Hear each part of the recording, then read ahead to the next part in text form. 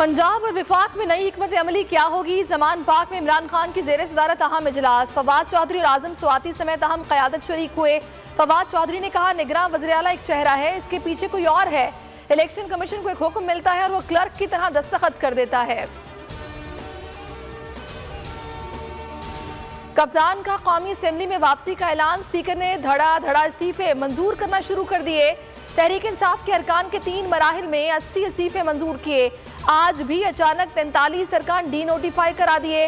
मुस्ताफी अरकान की तादाद 123 हो गई। निगरां वज़ीर आला पंजाब की तकर्री। इलेक्शन कमीशन लाहौर के बाहर तहरीक इंसाफ का शदीद एहतजाज। मोहसिन नकवी नामंजूर, इलेक्शन कमीशन नामंजूर के नारे।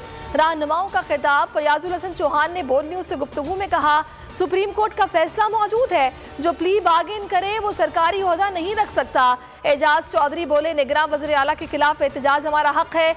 खिलाड़ी फैसलाबाद समेत दीगर शहरों में भी एहतजाज करेंगे। इलेक्शन कमीशन गैर जानिबदारी में नाकाम रहा। निगरां वज़ीर आला की तकर्री के मुतनाज़ फैसले को अदलिया में चैलेंज कर रहे हैं।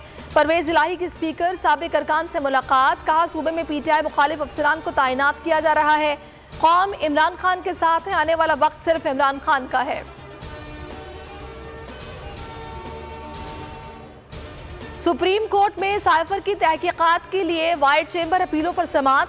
जस्टिस सरदार तारिक की अपीलें सुनने से माजरत वापस चीफ जस्टिस को भिजवा दी। कहा, साइफर तहकीकात के लिए अपीलें किसी और जज के सामने मुकर्रर कर दें।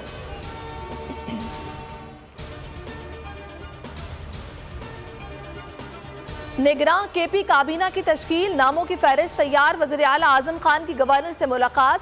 वज़रा की तादाद 10 से कम होगी। खातून को भी शामिल किए जाने का इम्कान। आजम खान कहते हैं, सूबा माली मुश्किलात का शिकार है, नहीं चाहता खजाने पर बोझ पड़े। उधर मोहसिन नकवी की निगरां काबीना के लिए मुशावरत।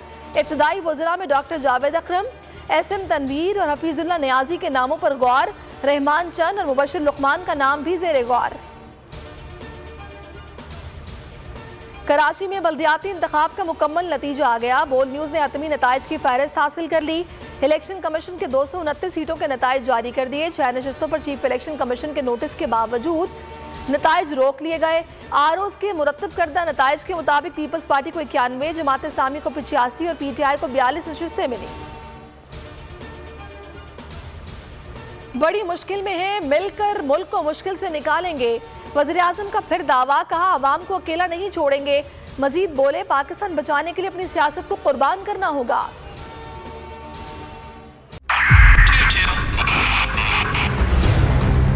2022 बहुत सारे तोहफे भी देखे गया पाकिस्तान की आवाम को।